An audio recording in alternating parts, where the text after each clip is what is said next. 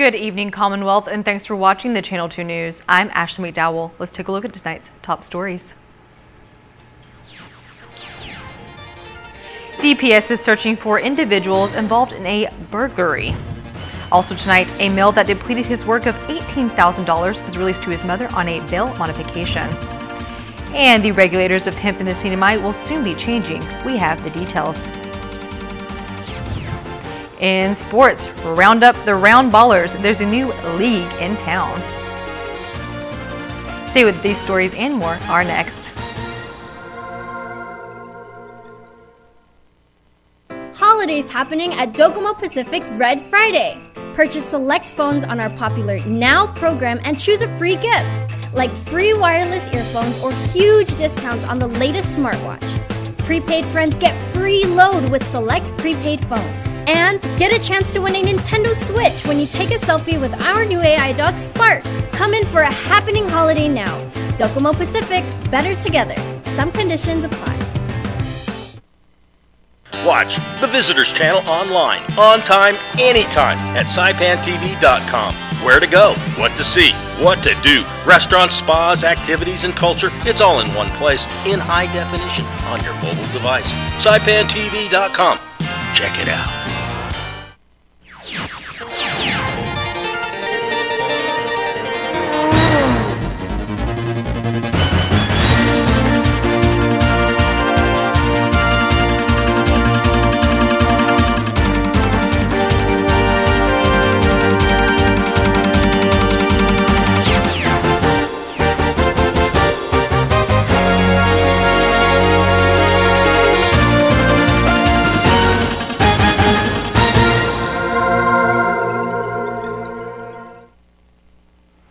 Half a day, Tirawami, and good evening, Commonwealth. Today is Tuesday, December 3rd, 2019. The Department of Public Safety is seeking your help in locating two individuals involved in a burglary and theft that took place at a residence in Burglary. According to a release from DPS, officers were called to Burglary by the individuals who live in the home. They stated surveillance video shows two suspects walking through the front gate, as you can see right there. They also told police their mother's bedroom had been disarranged and several items were missing, and belongings were scattered throughout the home. Items reported missing are a laptop, suitcase, necklace, 2 designer purses, and 2 designer wallets. If you have any information relating to the burglary and theft in Burglary, call 911. Or, to remain anonymous, call CNMI Crime Stoppers at 234-7272. In federal court, a motion hearing is held for the case Pacific Rim Land Development, LLC versus Imperial Pacific International before Chief Judge Ramona Manglona. Prosecutor representing Pacific Rim, Colin Thompson, filed an application of mechanics lien. Thompson also filed a complaint stating members of the LLC are all citizens of the United States, which is an issue of diversity. Phil Tadingo, representing IPI, filed a motion opposition to the application of the mechanics lien and to dismiss the complaint. Yes, it's a form of a motion to dismiss, but it's a motion for judgment on the pleadings. It's like a dismissal. But again, it's without prejudice, so everybody refiles again. So, Chief Judge Ramona Manglona denied the application for the mechanics lien, stating that the plaintiff must revise the application with evidence on the diversity jurisdiction issue. Plaintiffs can refile all of the paperwork they filed before, but with, I guess they just need to refile it and follow whatever the court thought that was deficient. Thompson says he plans to amend the complaint and revise the application of the mechanics lien and will file a new application tomorrow. It has to do with the pleadings and the way we alleged jurisdiction. This is a diversity jurisdiction case, which means we are plaintiffs and defendants from different citizens of different states, and the judge wasn't satisfied with the way we alleged that, and so we will be making new allegations to establish that. And Thompson states what needs to be revised. It's the wording, the language of our allegation about diversity jurisdiction, and that is, where these LLCs, what is their citizenship? You have Pacific Rim LLC and Imperial Pacific LLC. What is their citizenship for the purposes of federal court interpretation? A hearing for the application will be December 10th at 1:30 p.m. Imperial Pacific International Counsel Philip Tadingo stated today before the court that his last day representing IPI will be December 13th. There was no comment as to why that will be his last day or if he resigned. Almost 1 month ago, on November 7th, the FBI raided the office of Governor Ralph Torres and his residence, the Torres Brothers law firm, the Imperial Pacific International office at the Marina Heights 1 building in Puerto Rico, Vescor Village, and other locations on island. Tadingo is the former Guam chief prosecutor. Since joining IPI as general counsel, he has represented IPI in various matters, including the Commonwealth Casino Commission meetings. A male who is pleading not guilty to 36 counts of misuse of a company's debit card has a bail modification today. In the courtroom of Associate Judge Teresa Kim Tenorio, 31-year-old Clifford Palacios was released to his mother as a third-party custodian and must pay $500 of the $20,000 bail and a $19,500 unsecured or appearance bond. Palacios was employed at Inter-Island Transport Company Repair Shop in the village of Efetness and is being charged with misuse of a financial instrument. Police say the owner of the repair shop went to the First Hawaiian Bank to cash a check when he was informed the company account is overdrawn. Documents show statements from the bank also revealed that it was Palacios who made the 36 Western Union transactions with the company debit card, depleting $18,000. A status conference is scheduled for January 7th at 1:30 p.m. A House bill is with the Cannabis and Gaming Committee that would change who regulates hemp in the CNMI. A strain of cannabis that is grown for industrial use, such as clothes, food, shoes, insulation, rope, and much more, and is now legal within all of the United States. As we welcome the industry here, and we're now allowing for cannabis and hemp. It's a new thing. It's like I always say in our committee meetings. It's an X factor. It's something that we have to go through to kind of learn and see. But we're keeping our eyes open and really looking at other regulations from different jurisdictions, what other states are going through this whole process of legalizing cannabis and also having hemp now being legal. So it's a learning process for everybody. We're all stakeholders of this. We want to make sure that the industry ultimately benefits our people. But a new bill will change who regulates hemp here in the CNMI. It's House Bill 21-55 HD1. Currently, hemp is regulated in the CNMI by the Cannabis Commission. But Cannabis and Gaming Chairman Vinny Sablon says House Bill 21-55 will give the Department of Lands and Natural Resources the regulatory authority for the hemp industry, allowing the Cannabis Commission to focus solely on regulating cannabis. It's very important that we do that as the Commission is moving forward with the regulations so that we can get that off their plate so that they can focus on the more important aspects of cannabis and get that hemp clause out to DLNR so that DLNR can continue or start on their regulations for hemp. And then, like I said, the Farm Bill has provided for possible assistance, right, with the Department of Agriculture. So it's just being consistent. A lot of the other jurisdictions, hemp is regulated under their agricultural arm of the government, right, so that they can move forward in probably applying for grants and getting funding, right, so that we can move that hemp industry in the right direction for the CNMI. The bill is currently with the Cannabis and Gaming Committee. Comments from the public have been submitted, and Sablon says in their next meeting, action will be taken on this bill. Reporting for KSPN, I'm Ashley McDowell. Coming up, a charity that sparks a child's Christmas through the gift of giving. That story and more next.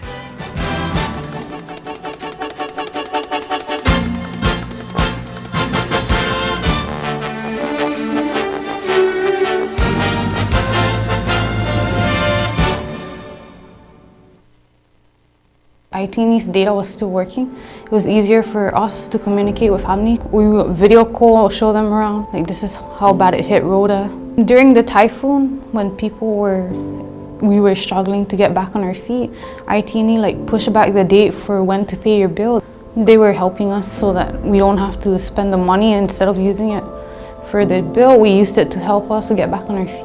I'm Vaina Lizama, and I'm with the network that works. Jose and Pedro were born on the very same day. Jose liked to play sports. Pedro liked to play video games.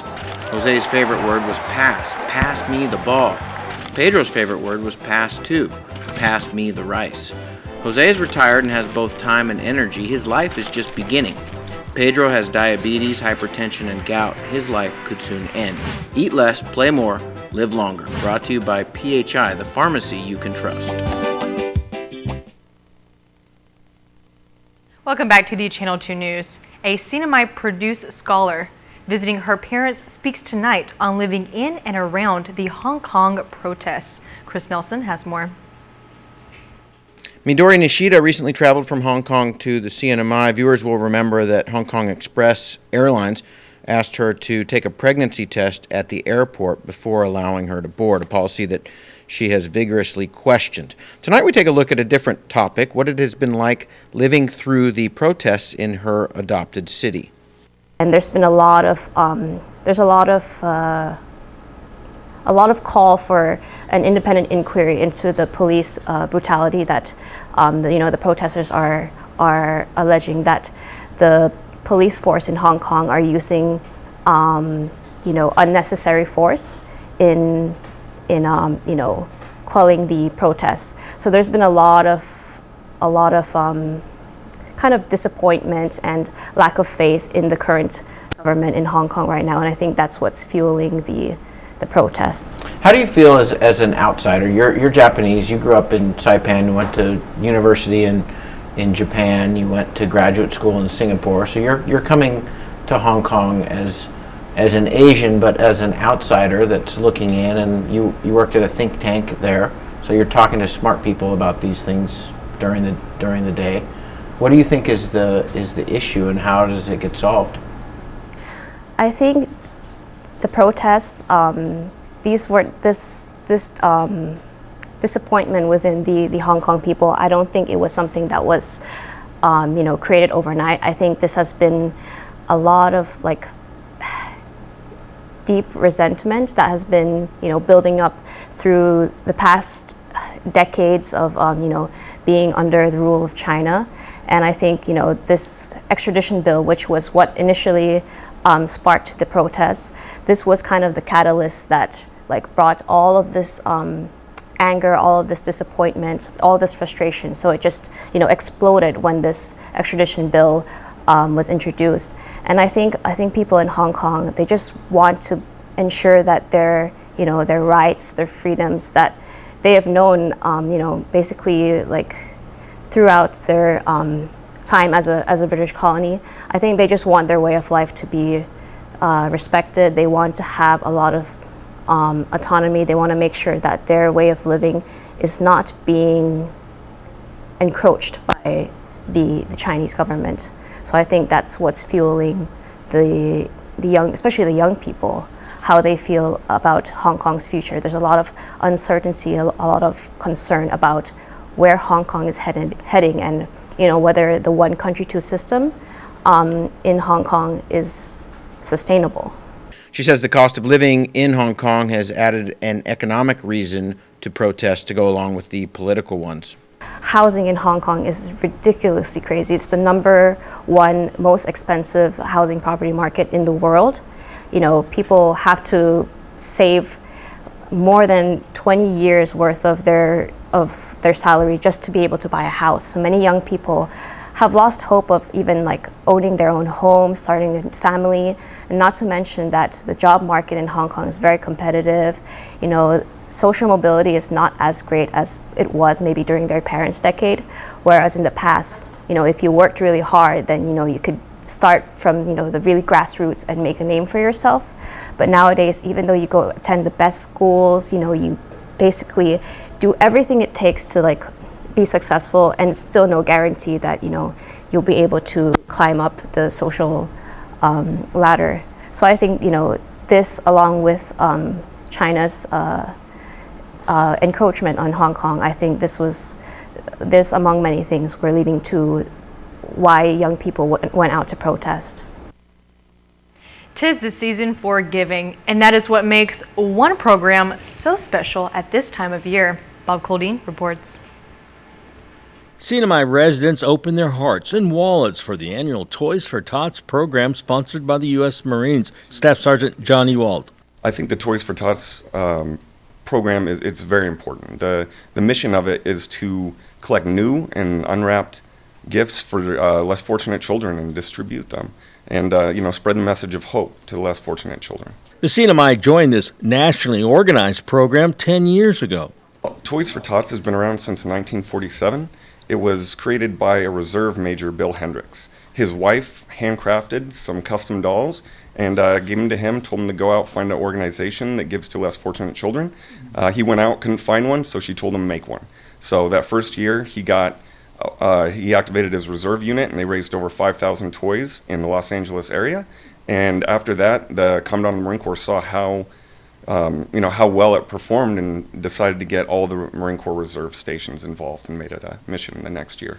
That mission never stopped, and now it thrives throughout the country. There's over 800 communities that Toys for Tots helps represent and collect toys for, including a lot of the territories. So Guam, the CNMI, the Virgin Islands, Puerto Rico, and Washington, D.C. So it's everywhere. The staff sergeant says he's active in this foundation because it helps not only needy children, but also needy parents. I have a 7-year-old son.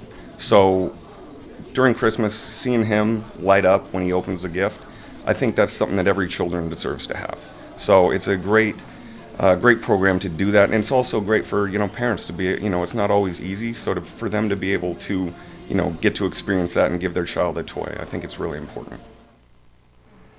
And yes, the kids surely appreciate that. All right, coming up, surely you'll get a kick out of this. Another thriller from Kobler Villa.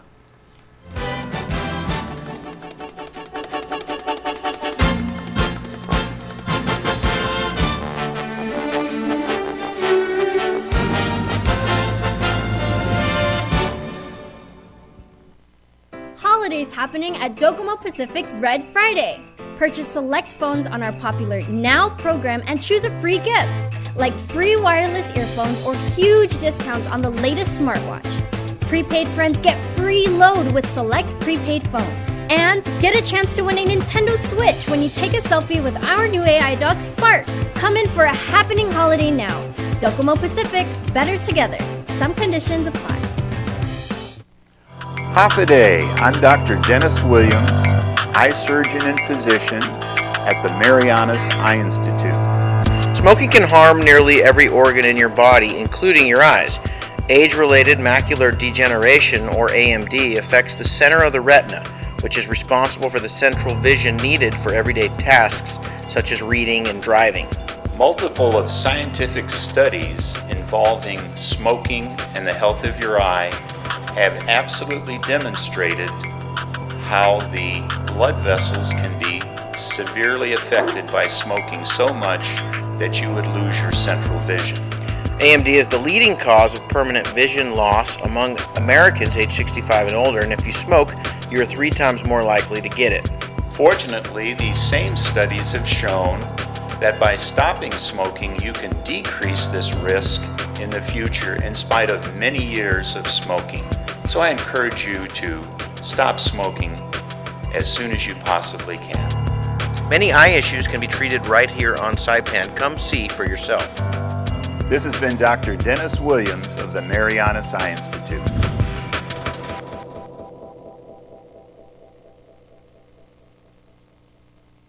Summer is here. Have some fun at Marianas Trekking inside the Mariana Resort. Feel the speed at the Seaside Circuit. Trek to the rugged Forbidden Island. Ride a buggy or ATV on our off-road adventure. Go stand-up paddleboarding. Whack balls at the driving range. Or pitch or putt on the short course. It's all at Saipan's premier and homegrown adventure company, Marianas Trekking. Book online at marianastrekking.com or come see us inside the Mariana Resort. Buenas sports fans.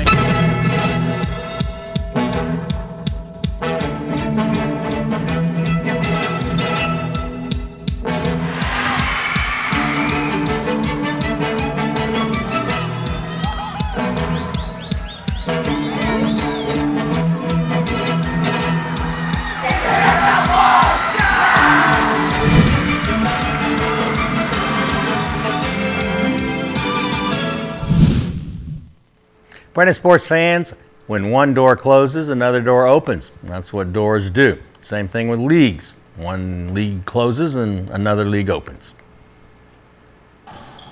The UFO and IT&E Basketball League opened its doors this weekend. The Islanders in green versus Toyota in red. Christmas colors, 'tis the season. Eugene Bengali opens the first present. Mac Bintak on the move, the drop off to Jensen Jandokin. That's a pretty nice gift. This Islander team, basically the same that competed and did very well in the AKMI-BL League that just closed shop. Mintak, one of the top scorers in that league and probably one of the top in this league too. Islanders with a breakaway, another lightning strike in the hole. Another Mintak attack as Toyota struggles with defense. Toyota also struggling on offense. Another turnover leads to another breakout. You could say they were running away. Meanwhile, Toyota was coming up short on every shot. It was 19 to Zipperoo. Ferrer's freebie cracks the goose egg. John Joyner takes the rock to the rack. Toyota's engine finally starting. Here's an example of true grit. Pastrana refusing to be denied. He scores surrounded by 5 Toyotas. Eugene Varai. The bounce pass to Mintak. He misses, but Toyota can't box out Varai, who gets the sneak in for the stick back. It was time for Toyota to rally around the towel. LSU Tiger Clark Boswell sinks a couple of free ones. Toyota turns up the pressure and snatches the ball away. Islanders. Oh, they're breaking up. They're falling apart. They throw the ball to Nowheresville. More. Good defense. Varai with the miss. Boswell, the block. Oh, it's a changeover. Toyota. Oh, B3. Bingo. Clap your hands for the bomb. Thank you. Bobby Coldine comes out of retirement to get an offensive rebound and a bucket.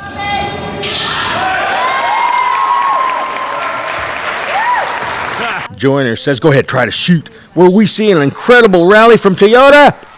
Nope. Islanders with the good passing. At the Kapua, the beneficiary. The rejection notice served. The inbounds pass intercepted. The drive, the determination, and finally the deposit. Varai. Another breakaway layaway. The rent-a-cars were running away. Camacho trying to keep the score respectable. The leap and leaner, it's good.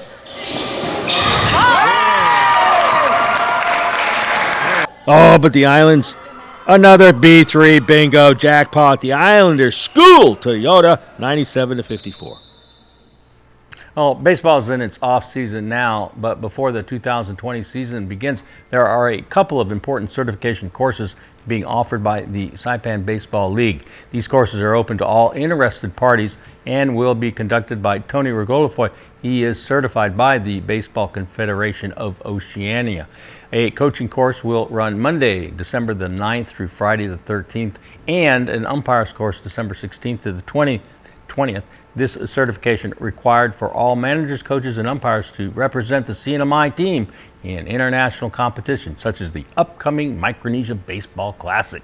The Saipan Baseball League will also be holding a youth players clinic, and it'll start up this month and run through January. All your information can be had from Tony Regulafoy. He's at the Added Gym at 285. There's his number right there, 285-3966. Call him up. Tell him you want to play.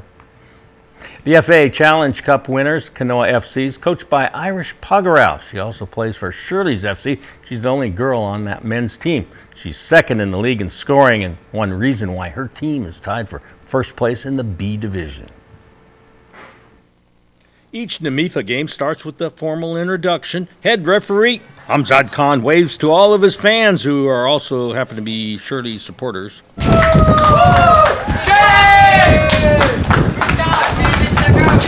Opening seconds, Shirley's go straight down the field. Hoin Ryu, the left-footed shot deflected to Ariel Jinang, a little jump kick, and, well, that's that right there. Island Star mounts a counter-attack, but that shot by Jin Feng Chen, one of the worst that KSPN2 Sports has ever seen. Rio could use this video for his NFL kicker application. Good luck. Looks good from here. Irish Pagarao showing off all that training and practice. She centers the ball for Diraj Chetri over to Rio, and he drills the ball into the back of the net. The first of his 2 scores. Irish and Hu Jin Woo also connect in Shirley's 4-1 victory. Here's the windup and the pitch. I don't believe what I just saw. So what are you going to do this year? At Gold's, a dedicated fitness studio with a cushioned floor is perfect for group exercise. The cardio room features a variety of treadmills, bikes, steppers, and ellipticals. Fitness machines will help you achieve your goals, and the largest free weight area on Saipan gives you comfortable space to work out. Gold's Gym team is ready to help you get to your goals. Try harder. We know you can do it. Traveling or laying over on Guam? Don't wait around. Zip into Guam Adventures at Zipline Park inside the Hilton Resort and Spa. Guides will take you through a series of zips, starting with a mountain course and then zip over the ocean with spectacular views of Tumon Bay. 6 zip lines in all deliver a thrilling experience, and it's family friendly, so bring the kids ages 6 and up.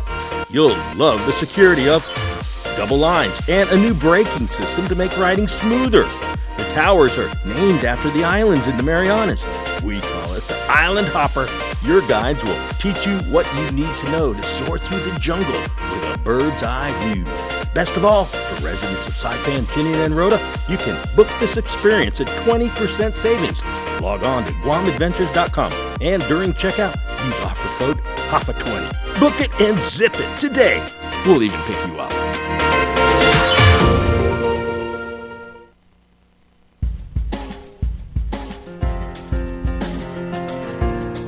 Today's high 84, the low 74, and the humidity 74%. Tomorrow, partly sunny, yay. Isolated showers, east winds 20 to 25 miles an hour, high 87, low 77, seas 8 to 10 feet. A RIP current advisory in effect. Be careful if you go into the water. Sunrise 6:28 in the morning, low tide 7:02, high tide 2:32, sunset at 5:45. 5:45. Pretty nice day today. It was a very nice day out today. Does it feel like winter? Does it feel like December already? No? Not really, no. Not really, does it? A little chilly at night. I can feel the sometimes difference. When the high is 84, to me that's pretty, and the low 74. Yeah. Yeah, to me it feels chilly. So Well, it feels you like you winter. live up where a little bit It's more a little bit cooler. winds, yeah, where you live, so. I want to go up to Mount Tapachow some morning at like 6 o'clock, at 1,555 feet. Mhm. I want to get a thermometer. I want to see 60 something on my thermometer. I I'm feel going to a do little that. chilly for here. I want to I do feel that. like a little too chilly. The coldest, by the way, the coldest I ever saw on a thermometer in the Marianas on Rota was in the afternoon, 1:30 in the afternoon on Rota on Mount Sabana, 62 degrees. 62. All right. Maybe Yeah. that's like a That was record-breaking a temperature cloud for the or in a CNMI. cloud. No, I don't know if it's right. It was pretty cool, Yeah. but it was in a cloud, and it's higher than Saipan. Rota's taller than Saipan. Yeah. So, but I was amazed. 62 anyway, for the pretty good. for the record. All right, well, now we Okay. know. All right. And now you know, and have a great rest of your night. Tune in tomorrow night at 6. Good night.